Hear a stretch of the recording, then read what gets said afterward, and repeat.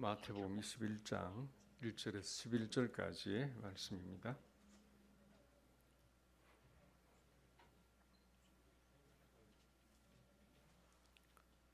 네, 교독하겠습니다.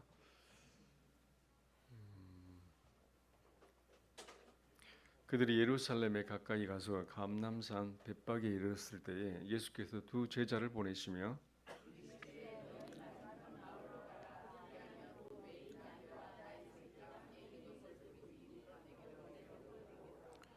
만일 누가 무슨 말을 하거든 주가 쓰시겠다 하라. 그리하면 즉시 보내리라 하시니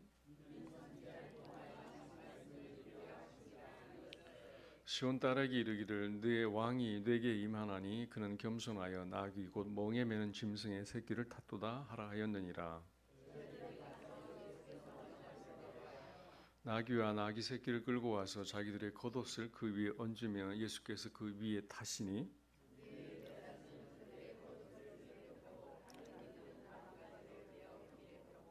앞에서 가고 뒤에서 따르는 무리가 소리 높여 이르되 호산나 다윗의 자손이여 찬송하리로다. 주의 이름으로 오시는 이여 가장 높은 곳에서 호산나 하더라.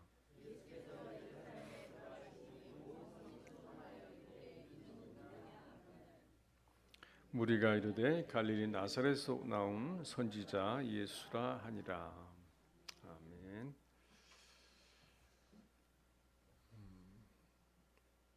예수님은 이제 왕으로 오셨다고 말씀을 하는데요.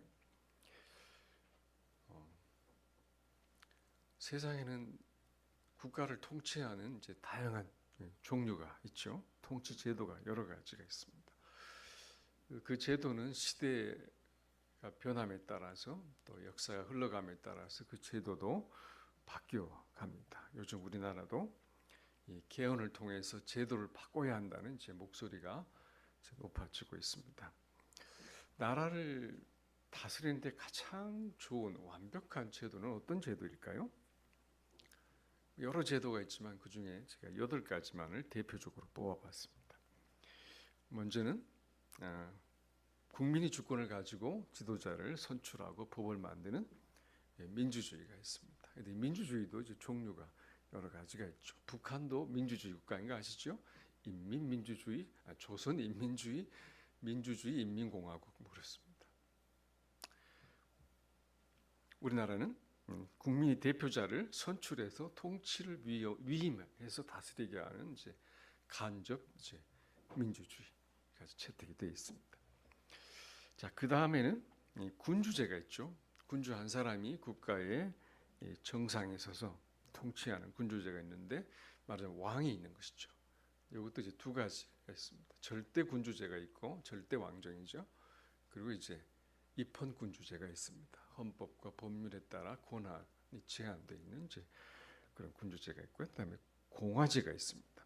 그러니까 군주가 아닌 선출된 대표가 통치하는 공화제인데 그러니까 대통령이나 의회를 통해서 운영이 됩니다. 이제 우리도 그에 해당이 되죠. 미국이나 그런 나라들입니다. 그다음에 권력이 한 사람이나 소수에 집중되어 있는 이 독재주의가 있습니다. 근데 그 다음에 남은 전체주의는 이 독재보다 더 강력하게 국가가 사회 전체를 통제하는 시스템입니다. 사상, 교육, 언론, 법, 문화 모든 영역을 지배하고 이 지도자를 우상화하는 특징이 있습니다. 그리고 이 반대자들은 가차없이 숙청을 해버리기 때문에 도무지 설 수가 없죠. 옛날 나치 독일이나 이제 북한 같은 나라가 이제 해당이 됩니다. 그 다음에 이제 의회가 중심이 되고 다수당이 선거를 통해서 다수당이 된 정당이 수상을 내세워서 통치하는 제도가 이제 의회제입니다. 영국 같은 나라죠. 그 다음에 대통령제가 있습니다. 국민에 의해 직접 선출되고 삼권 분립이 되어서 서로 견제하는 그런 대통령제가 있습니다. 대통령이 행정부 수장이자 국가 원수이기도 하죠. 마지막으로 이제 이원 집정부가 있습니다. 그러니까 대통령과 총리가 권한을 이제 나눠서 하는 것이죠. 예를 들자면 외교와 국방은 대통령이 하고 이제 내부적인 일은 이제 총리가 이제 나눠 맡아서 하는 혼합형입니다. 이 가운데 여러분 마음에 드시는 게 있나요? 뭐가 제일 좋은 것 같습니까?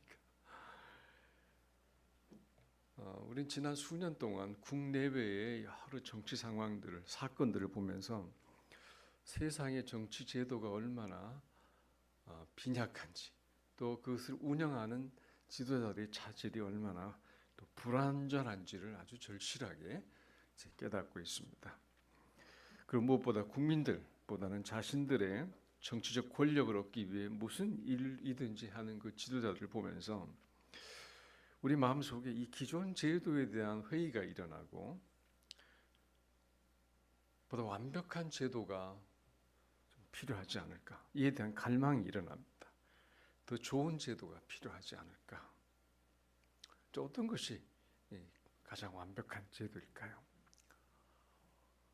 사람들은 계속 완벽한 제도를 요구하지만 그것이 해답이었다면 성경에서 그 완벽한 제도를 우리에게 제안을 했을 겁니다. 그런데 성경은 완벽한 제도를 제안하지 않습니다.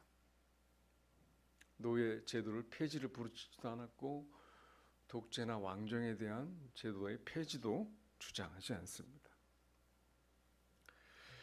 어떤 제도 자체를 성경은 옹호하거나 지지하지 않습니다. 왜냐하면 어떤 제도도 완벽하거나 완전하게 좋은 제도는 없기 때문입니다. 무엇보다도 그 제도와 더불어 그것을 운영하는 사람이 더욱 중요하다고 보고 있는 것입니다. 세상이 완벽한 제도에 의해서 바뀌는 것이 아니라 변화된 사람들에 의해서 변화되기 때문에 성경은 그 제도 자체보다 사람에게 집중하고 있는 것을 볼 수가 있습니다. 그래서 지도자가 중요하죠. 그러나 그 성경은 세상의 모든 지도자들도 이 하나님의 주권 아래 놓여 있음을 보여줍니다. 사도행전 12장에 보면 누가 나왔었죠? 한 왕이 있었죠. 유다 지역을 다스리는 헤롯 왕이 사람들이 자기들을 축혀 세워주니까 그 영광을 하나님께 돌리지 않고 자기가 신의 행세를 했었죠. 신의 목소리다 그랬더니 그 영광을 하나님께 돌리지 않으므로 헤롯이 즉시로 하나님의 심판을 받고 벌레에 물려서 앓다가 죽는 것을 봅니다. 다니엘서를 보면 바벨론의 마지막 왕이 벨사살 왕이 성전에 이제 기명들을 함부로 사용하고 하나님을 모독하다가 벽에 메네메게 데겔 우바르신이라는 메시지가 손가락으로 쓰여지는 것을 보게 됩니다.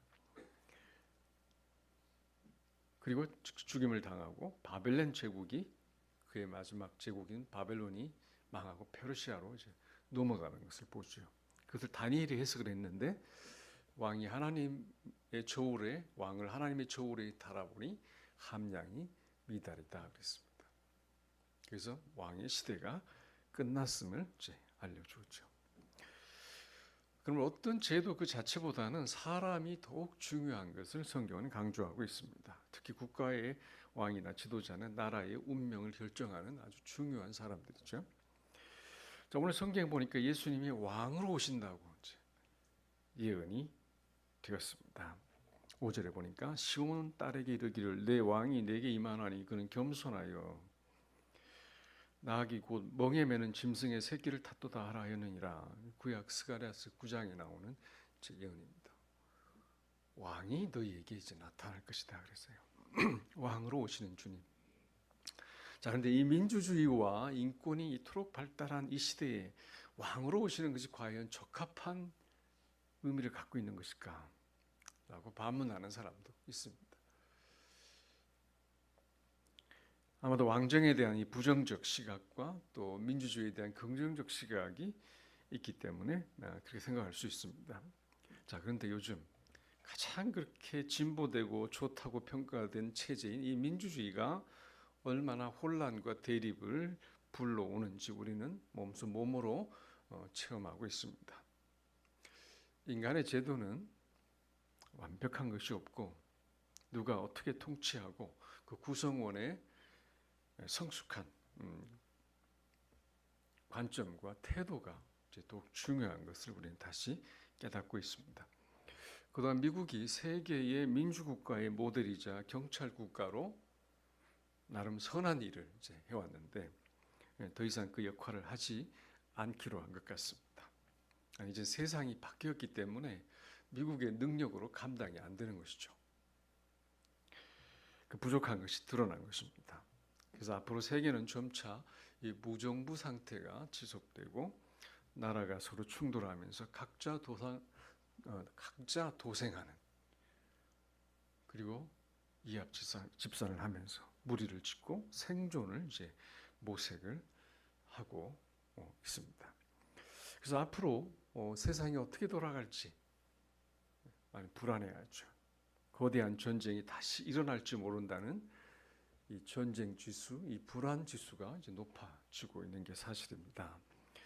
이 마지막 시대의 기후 재앙, 그리고 국가 간의 분쟁과 너무나 복잡한 그 수많은 변수들을 누가 제어할 수 있을 것인가? 앞으로 누가 나와도 해결하기 어려울 겁니다. 앞으로의 세상은 신이 아니면 통치하기 어려워질 것입니다. 그것이 예수님이 왕으로 오신 이유가 아닐까요? 세상을 구원하실 왕으로, 또 세상을 완전하게 다스릴 왕으로, 또 세상을 하나님의 나라로 완성하시기 위해 오신 것입니다. 자, 그런데 왕으로 오신 이가 오늘 본문에 보니까 어떻습니까? 너무 소박해 보입니다. 그 등장이, 그 출현이 너무 소박합니다.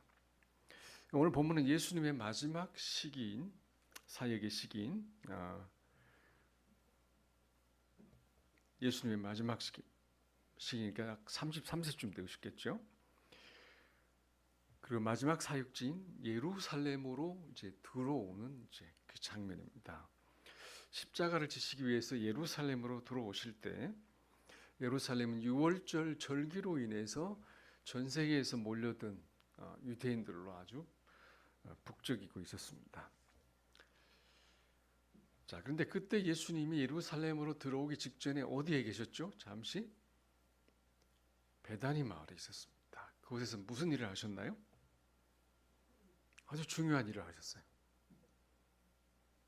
나사로를 살렸어요. 죽은 나사로를 살려내셨습니다. 그 베다니 마을의 사람들이 얼마나 놀랐겠어요. 그 베다니 마을 사람들뿐 아니라 주변에 있는 사람들, 또 예루살렘에 있는 사람들이 몰려와서 그 살아있는 나사로를 보았습니다. 그 일로 인해서 결정적으로 사람들이 예수님에 대해서 마음을 활짝 열게 됩니다. 어쩌면 저분이 메시아이고 우리에게 보내신 왕일 것이다.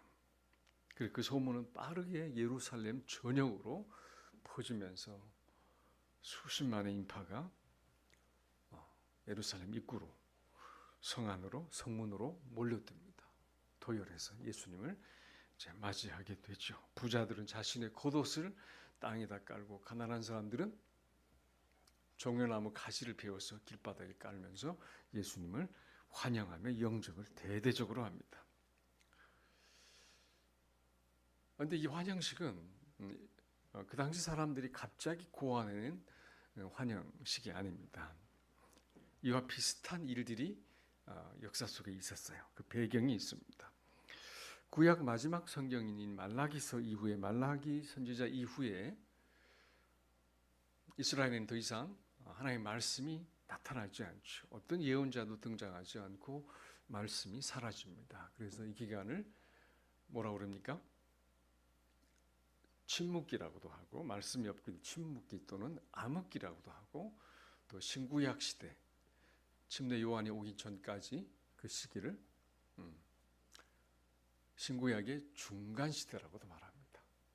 이 기간 동안에 이스라엘에 무슨 일이 일어났는지 성경에는 기록이 없어요. 일반 역사 가운데서 이것을 우리가 알게 되죠. 이 침묵 기간 동안에 이스라엘은 어떻게 되었을까요? 이스라엘은 주변 강국들에 의해서 계속 지배를 받게 됩니다.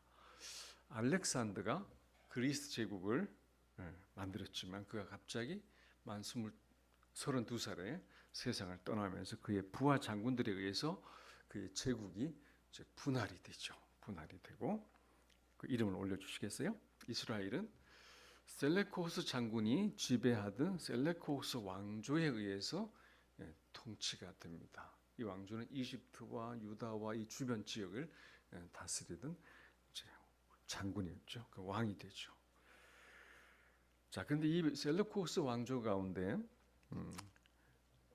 안티오코스 에피파네스 이 4세가 있습니다.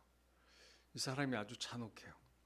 그리고 유대인들에 대해서도 아주 핍박을 많이 하고 특별한 사건이 이 사람을 통해서 일어났는데 이제 성전에 제사를 지낼 때에 짐승의 피와 사람의 피가 죽인 사람들의 피가 섞이는 이 성전에 피를 뿌린 성전 모독 사건이 일어남으로 인해서 유대인들이 아주 크게 반발을 합니다. 안 그래도 식민지로 사는 것이 억울한 일인데 이 사건으로 인해서 유대인들 속에 이 독립운동이 일어나죠. 크게 일어나죠. 대표적인 지도자가 이 마카비 형제입니다. 치열한 독립전쟁을 벌이면서 이 독립을 쟁취를 하죠. 이 셀레코스 왕조와 독립전쟁을 벌이면서 이제 독립을 쟁취해서 예루살렘으로 이제 돌아옵니다. 자, 그때 사람들은 이 바닥에 종려나무 가지를 깔고 이 승리자들을 입구에서 환영을 했습니다. 이 종려나무는 영광과 번영과 승리를 상징을 하죠. 바로 이때의 경험을 지금 예수님이 예루살렘으로 들어오시는 이때에 이것을 재현하고 있는 것입니다. 그때의 승리의 개선 장군들처럼 사람들은 지금 예수님을 이스라엘의 구원자, 이스라엘을 로마로부터 구원할 이스라엘의 승리자, 또 새로운 왕으로 받아들이고 있는 것입니다. 자, 하지만 예수님이 등장하셨을 때 예수님의 모습을 본 사람들의 마음이 뭔가 복잡해졌습니다. 왕으로 오시는 분이라면 적어도 백마를 타고 늠름하게 오셔야 하는데 동키를 타고 오셨어요. 나귀를 타고 초라하게 오셨단 말이죠. 예수님이 하시는 어떤 일, 이 기적이나 사람을 살리는 기적이나 병을 고치는 능력이나 또 하시는 말씀을 보면 틀림없이 메시아 같은데 등장하신 모습은 너무나 소박하고 초라한 것입니다. 그 사람들은 환호를 하지만 그들이 기대했던 왕의 모습이 아닌 것입니다. 그들은 정치적 메시아로서 예수님이 로마로부터 자신들을 구원할 말 타고 오는 강력하고 위험 있는 왕을 구했지만 그분은 작고 어린 나귀를 타고 오시는 것이 뭔가 이제 이상했던 것이죠. 예수님에 대한 그들의 의구심은 사실 며칠 뒤에 완전히 다른 결과를 가져옵니다. 호산나 다윗의 자손이라고 그렇게 왕으로 외치던 소리는 어떻게 바뀝니까? 그를 십자가에 못 박으라는 소리로 바뀌고 맙니다. 왕으로 기대했는데 그 왕을 배신하고 십자가에 못 박으라는 거부의 소리로 바뀝니다. 자신들의 왕에 대한 실망이 이제 극도로 이제 올라간 것이죠. 사람들은 그 왕이 자신들의 입맛에 딱 맞는 왕이라고 생각을 했는데 자신들이 기대했던 왕이 아니고 자신들의 관점과 다르고 자신의 뜻과 다르자 결국 배신을 하고 맙니다. 자, 여러분은 예수님을 어떤 왕으로 기대하시나요?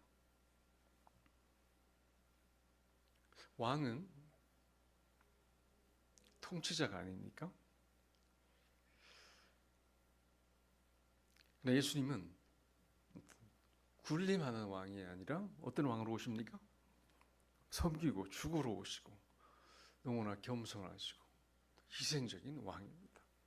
세상 사람들이 기대하는 왕이 아니죠. 그러나 예수님은 완전한 하나님의 나라를 세우기 위해서 오신 왕입니다. 진리와 사랑으로 다스리기 위한 왕입니다. 진정한 평화와 안식을 주기 위해서 오셨습니다. 이것은 세상의 왕들이 줄 수 있는 게 아니에요. 힘으로 줄 수 있는 것도 아니고 경제력으로 줄 수 있는 것도 아닙니다. 제도로 줄 수 있는 게 아닙니다. 완벽한 통치 능력이 있어야 가능한 것이고 완벽한 구원의 능력이 있는 구세주라야 가능한 일이죠. 세상의 왕들이 다 모든 것을 포기하고 뒤로 물러날 때 진짜 왕이 등장하실 겁니다. 예수님은 진짜 능력이 있는 분이십니다.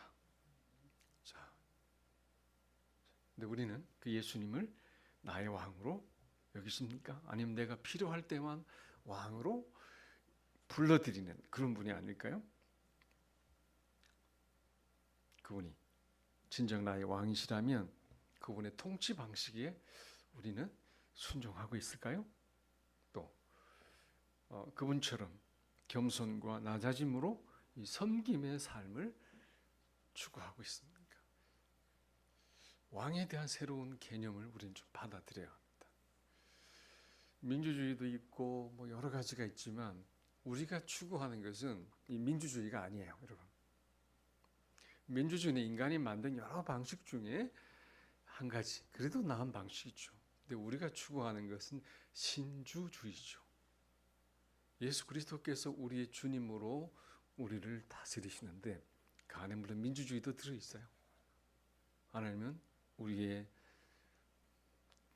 인권과 가치와 존엄성과 모든 것들을 회복시키지만 하나님과의 올바른 관계 속에서, 인격적 관계 속에서 우리를 인도해 가시는, 우리를 다스리시는 놀라운 왕이십니다. 세상의 왕들과는 전혀 다른 왕이시죠. 우리도 그분처럼 그 왕의 통치 방식에 어울리게 살아야 하는데 그분은 낮아지시고 겸손하고 섬김을 추구하는 왕이 아니십니까? 자, 이것이 여러분의 마음에 맞으시나요? 이 주님과 맞아야 그분의 통치를 받을 수가 있습니다. 그래서 그 길은 남들이 알아주고 환영해 주는 길이 아닐 수도 있습니다. 고난의 길이죠. 주님의 영광은 그 고난을 통과하시고 그 고난의 길을 걸으셨기 때문에 그분의 영광이 더 아름답고 찬란하게 드러났습니다. 이 고난 주간에 우리도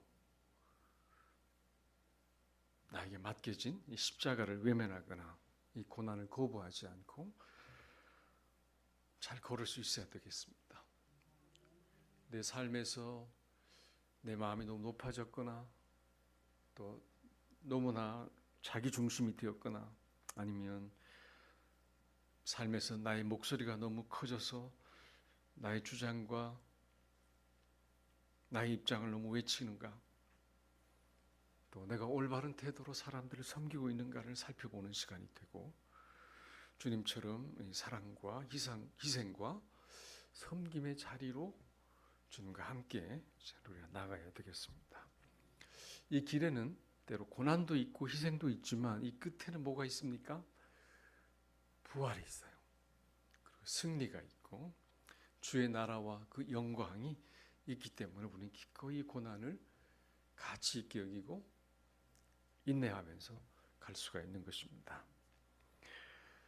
그러므로 먼저 우리는 우리 마음속에 왕자의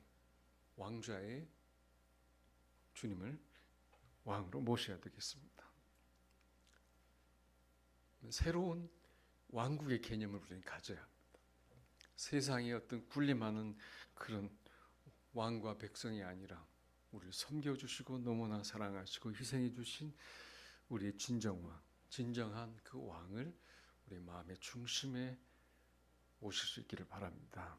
그래서 이 고난주간 나의 왕이신 주님을 깊이 묵상하고 주님과 겸손하게 그 길을 걷는 고난주간이 되고 또 그 이후에 부활의 영광을 또 그 감격을 풍성하게 누리시는 삶이 되시기를 바랍니다. 이 시간 제가 기도 제목을 몇 가지 올려놓았습니다.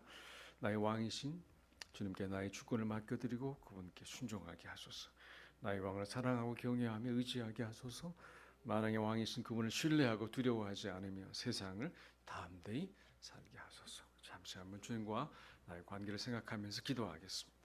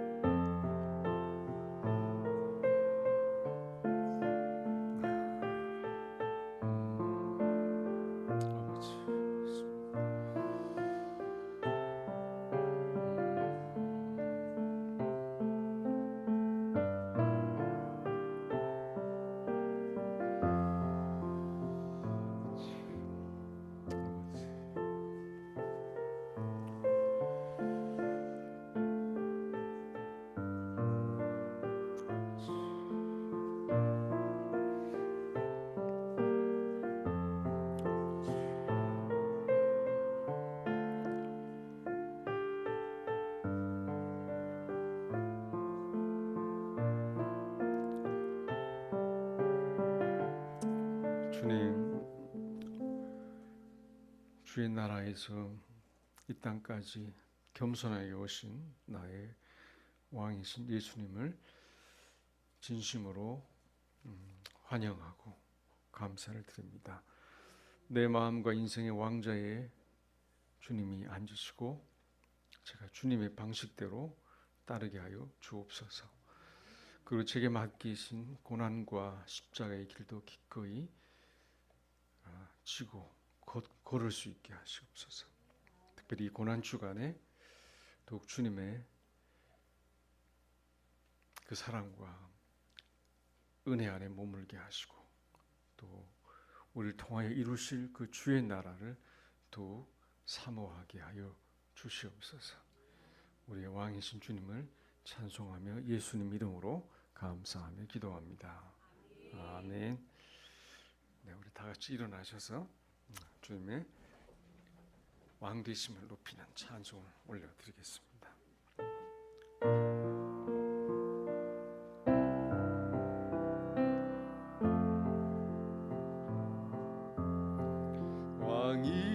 왕이신 나의 하나님, 내가 주를 높이고 영원히 주의 이름을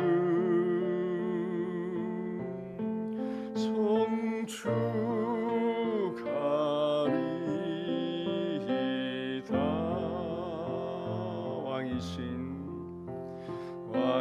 왕이신 나의 하나님,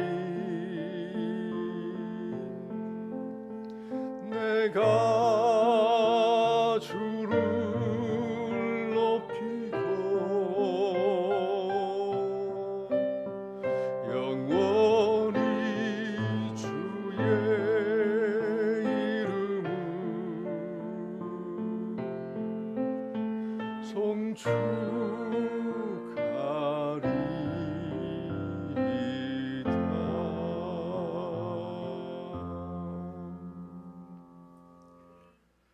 지금은 우리 주 예수 그리스도의 크신 은혜와 하나님 아버지의 극진하신 사랑하심과 성령님의 감화 감동하시고 인도하심이 이제는 내가 왕이 아니라 또 세상이 왕이 아니라 예수를 나의 왕으로 모시고 그 겸손하신 왕과 함께 내게 맡겨진 그 고난의 길, 십자가의 길, 주의 나라의 길을 기꺼이 걷기를 원하는 주의 사랑하는 믿음의 식구들과 이 교회와 이 나라 이 민족 위에 지금부터 영원히 함께 있을지어다. 아멘.